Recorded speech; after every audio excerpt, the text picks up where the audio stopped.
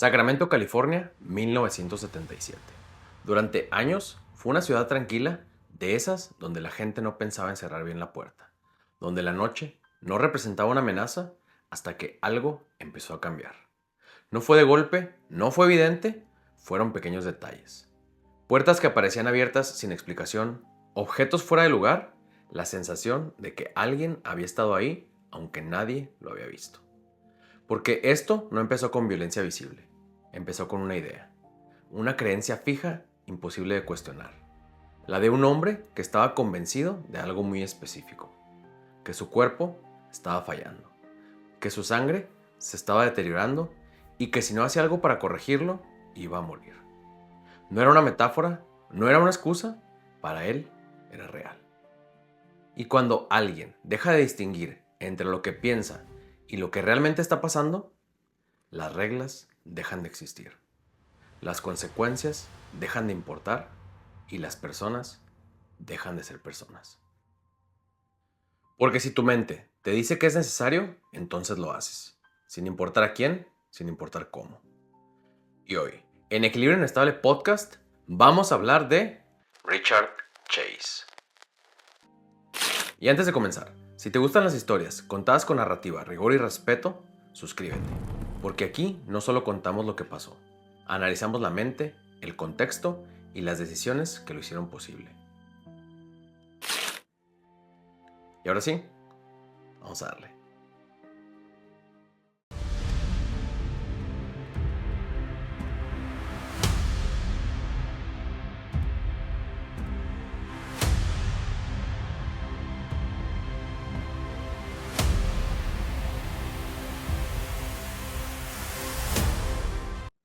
Para entender lo que pasó después, hay que regresar al principio. Richard Chase nació en 1950 en California. Desde fuera, su infancia no parecía muy distinta a la de los otros. Una familia funcional, una vida aparentemente normal, pero con el tiempo empezaron a aparecer señales. Aislamiento, dificultad para relacionarse, problemas para mantener estabilidad emocional. No eran comportamientos extremos, pero tampoco eran normales. Durante su adolescencia, la situación se volvió más clara. Ansiedad constante, pensamientos intrusivos, una desconexión progresiva con la realidad. Y algo más importante, una incapacidad creciente para distinguir entre lo que sentía y lo que realmente estaba pasando. En su adultez temprana, todo empeoró. Fue hospitalizado en múltiples ocasiones, diagnosticado con trastornos mentales graves, médicos que ya advertían algo preocupante. Su percepción de la realidad estaba profundamente alterada. No era solo que pensaba diferente, es que vivía una versión completamente distinta del mundo. En este punto aparecen las ideas que lo cambian todo. Creencias específicas, fijas e imposibles de cuestionar. Como la de que su cuerpo estaba siendo atacado desde adentro, que su sangre estaba perdiendo sus propiedades, que algo dentro de él se estaba deteriorando lentamente y que si no hacía algo para detenerlo, iba a morir. No lo veía como una teoría, no lo dudaba. Para él era un hecho. Y cuando una persona con ese nivel de desconexión mental encuentra una explicación a su miedo, no busca ayuda, busca soluciones. Y esas soluciones cada vez empezaban a alejarse más de la realidad. Comportamientos extraños, decisiones que no tenían sentido para nadie más, pero que para él eran completamente lógicas. Porque el problema no era solo lo que pensaba. El problema era que estaba convencido de que era verdad.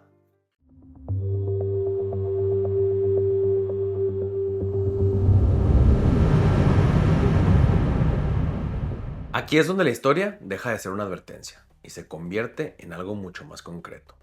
Porque el deterioro de Richard Chase no fue de un día para otro. Fue progresivo, visible y completamente ignorado. Después de salir de tratamiento, dejó de tomar la medicación. Y sin ese control, su percepción de la realidad empezó a deshacerse. No poco a poco, de forma acelerada. Comenzó a vivir solo y su entorno empezó a reflejar exactamente lo que estaba pasando en su mente.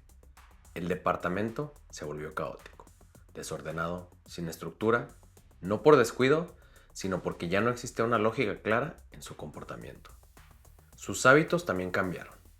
Salía a la calle en horarios extraños, recogía objetos sin sentido, cosas que para cualquier persona eran basura, para él tenían un propósito, porque en su mente todo estaba conectado. Su paranoia también se intensificó.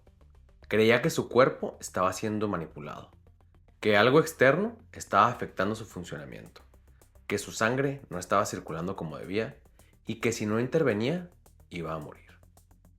No era una idea ocasional, era constante, todo el día, todos los días.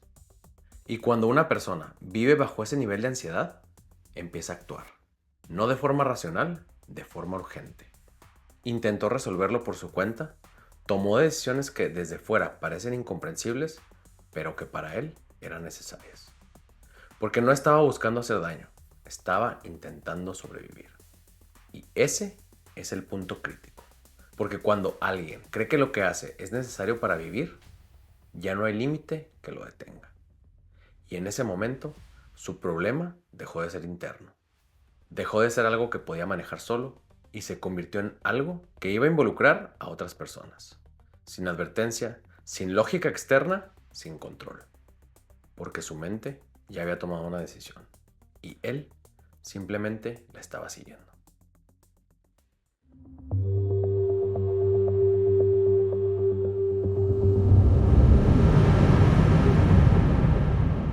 Aquí es donde todo cambia, porque lo que hasta ahora existía solo dentro de su mente empieza a salir, empieza a tomar forma, empieza a tocar a otras personas. Richard Chase ya no estaba intentando entender lo que pasaba, ya no estaba buscando ayuda, ahora estaba actuando. Su forma de operar no era compleja, no era sofisticada, era inquietantemente simple. Caminaba por vecindarios normales, calles tranquilas, casas donde la gente vivía su vida sin pensar demasiado en el peligro. Probaba puertas y nada más. Si la puerta estaba cerrada, seguía caminando. Si la puerta estaba abierta, entraba. Para él, eso no era coincidencia. Era una señal, una autorización. Como si alguien o algo le estuviera diciendo que podía pasar. Y una vez adentro, no había prisa, no había nerviosismo, no había esa urgencia de que alguien sabe que está haciendo algo mal. Se movía por la casa, abría cajones, cruzaba espacios, observaba, como si ya perteneciera ahí, como si el lugar le fuera familiar. El 29 de diciembre de 1977, esa dinámica deja de ser inquietante y se convierte en irreversible. Entra a una casa en Sacramento, dentro está Teresa Walden, embarazada. No hay conversación, no hay confrontación previa, solo el momento en el que alguien decide actuar y ya no hay vuelta atrás. El ataque es directo, sin evidencia, sin construcción, sin esa pausa en la que alguien duda. Y después no se va, se queda. Permanece dentro del espacio, dentro de la escena, porque para él eso no termina con el ataque. Ese no era el objetivo final. Aquí es donde todo se vuelve claro. Su creencia no era superficial, no era simbólica, era funcional. Estaba convencido de que su cuerpo estaba fallando y de que necesitaba corregirlo, que su sangre se estaba deteriorando, que algo dentro de él no estaba funcionando y que si no hacía algo, iba a morir. Por eso, lo que hacía después no era impulsivo, era dirigido. Manipulaba la sangre y sí, se la tomaba. No como un acto de violencia gratuita, no como una expresión de poder, sino como una respuesta, como una solución, como algo que en su mente era necesario para seguir vivo. Y eso es lo que rompe por completo la lógica, porque en su mundo no estaba cruzando una línea, estaba haciendo lo correcto. Pero esto no termina ahí, no se detiene, no hay un momento de conciencia, no hay un punto de quiebre que lo haga parar. Hay un escalamiento, hay repetición, hay una urgencia que crece. El 23 de enero de 1978 vuelve a hacerlo. Otra casa, esta vez varias personas dentro. No hay selección, no hay patrón claro, no hay conexión entre víctimas. Solo acceso, solo oportunidad y solo una mente que ya no distingue entre lo posible y lo necesario. El patrón se repite, entra sin forzar, se mueve sin esconderse, ataca sin advertencia. Y al final, permanece. Siempre permanece. Porque para él, el proceso no estaba completo hasta que terminaba lo que había empezado. Y en ese punto, el caso deja de ser un evento aislado. Se convierte en algo mucho más grande. En menos de un mes, 6 personas pierden la vida. 6. En menos de un mes, 6 personas pierden la vida. 6. Hombres, mujeres, incluso niños. Sin patrón, sin advertencia, sin una lógica que la policía pudiera entender en ese momento. Y eso cambia todo. Porque ya no estás frente a un caso, estás frente a una espiral. Una que se acelera, una que no se detiene sola, y mientras eso ocurría, la ciudad empezaba a sentirlo. Sacramento cambia. Las puertas ya no se dejan abiertas. Las ventanas se revisan 2 veces. La noche deja de ser neutra. Porque el peligro ya no estaba en algo visible. No era alguien que acechaba desde la oscuridad de forma calculada. Era alguien que caminaba por calles normales, tomando decisiones simples, con consecuencias irreversibles. Eso fue lo que más desconcertó a la policía.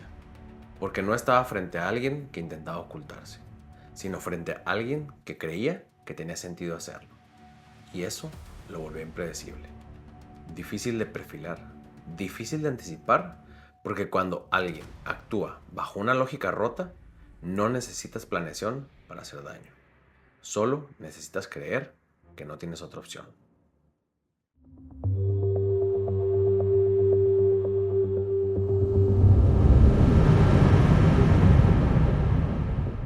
Para este punto, la policía ya sabía que no estaba frente a un caso común. Las escenas no seguían un patrón lógico, las víctimas no estaban conectadas y no había señales de entrada forzada. Pero sí había algo consistente: el comportamiento. Las investigaciones empezaron a enfocarse en un perfil distinto. No alguien organizado, no alguien metódico, sino alguien profundamente alterado. Y entonces aparece una pieza clave: testigos. Personas que habían visto a un hombre merodeando en los vecindarios, actuando de forma extraña, desalineado, nervioso, fuera de lugar. Al mismo tiempo, en la escena del 23 de enero de 1978, la policía logra recuperar evidencia física, entre ellas huellas. Y esas huellas no tardan en ser procesadas. Y ahí es donde todo cambia. Coinciden con un nombre que ya estaba en el sistema: Richard Chase. Un hombre con antecedentes de problemas mentales, con historial de hospitalización y que vivía en la misma zona. Ya no era una hipótesis, era una dirección. El 27 de enero de 1978, la policía llega a su departamento. No es una entrada violenta, es una verificación, que rápidamente se convierte en confirmación. El lugar habla por sí solo. Desorden extremo, falta total de higiene, objetos acumulados sin lógica, pero lo importante no era el caos, era lo que había dentro de ese caos. Encuentran evidencia que lo conecta directamente con las escenas: ropa con rastros biológicos, utensilios y recipientes utilizados en sus rituales y elementos que confirman su obsesión con la sangre. No era una coincidencia, no era circunstancial, era consistente con todo lo que habían visto en las escenas. Y en ese momento ya no hay duda, lo detienen. Sin resistencia real, sin intento de escapar, porque hasta ese punto él no se veía como alguien que había hecho algo incorrecto. Durante su interrogatorio, su discurso es claro, coherente, dentro de su propia lógica. Insiste que lo que está haciendo era necesario, que su cuerpo lo requería, que no tenía otra opción. Y ahí es donde todo encaja.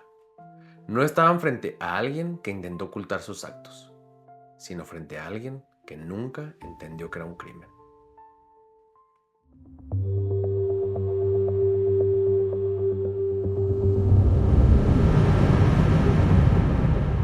Después de su captura, la pregunta ya no era solo qué había pasado, era otra.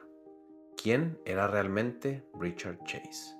¿Un asesino o un hombre completamente enfermo? Durante el juicio, su defensa fue clara: demencia legal, que no tenía control sobre sus acciones, que no entendía la realidad, que no podía distinguir entre lo que era correcto y lo que no.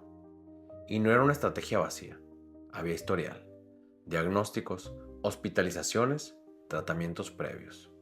Pero la fiscalía argumentó algo distinto, que sí, estaba enfermo, pero también sabía lo que hacía, que había tomado decisiones, que había elegido entrar a esas casas y que había actuado de forma consistente.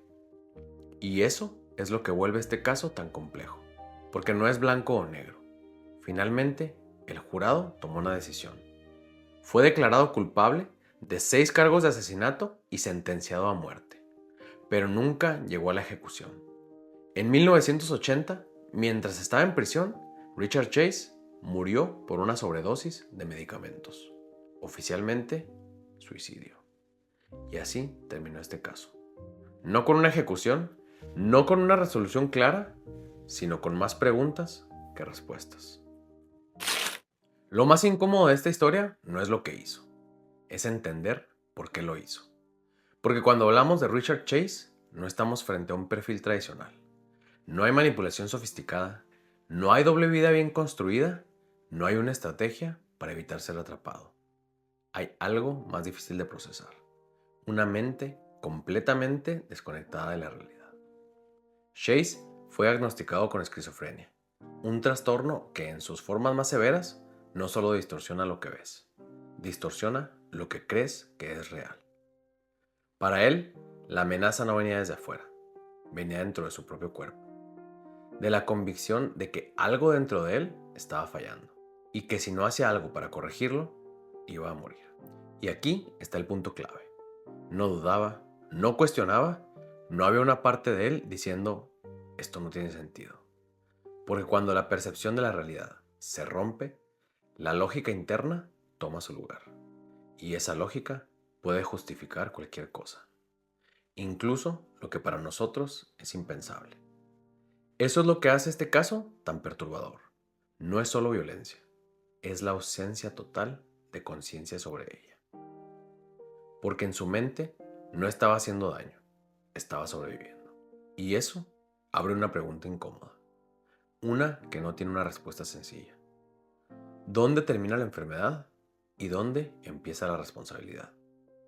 Porque sí, había una condición mental severa, pero también hubo decisiones, acciones, consecuencias, y la realidad es que ambas cosas pueden existir al mismo tiempo.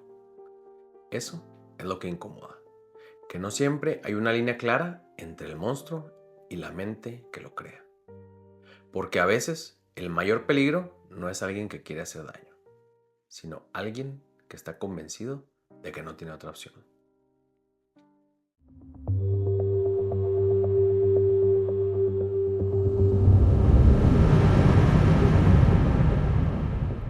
Hay casos que impactan por la violencia, otros por la cantidad de víctimas, pero este caso incomoda por algo distinto. Porque no estás viendo a alguien que planeó todo con frialdad. No estás viendo a alguien que disfrutaba el control. Estás viendo a alguien que creía que no tenía otra opción. Y eso cambia la conversación. Porque entonces la pregunta ya no es solo ¿cómo pudo hacer esto?, sino ¿qué pasa cuando una mente deja de distinguir entre lo que es real y lo que solo existe dentro de ella? ¿En qué momento una idea se convierte en acción y en qué punto ya no hay forma de detenerla? Porque la realidad es incómoda.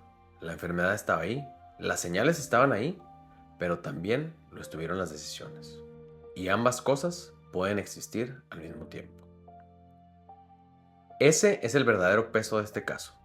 No lo que pasó, sino lo que revela.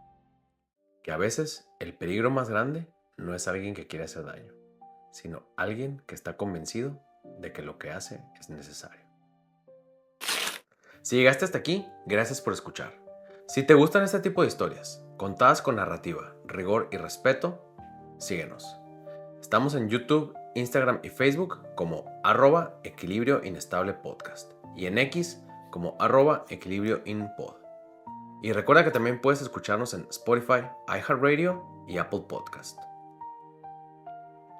porque esto no es solo un podcast, es un espacio para entender los extremos de la conducta humana.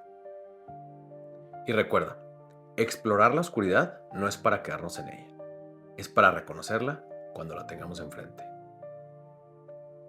Hasta luego.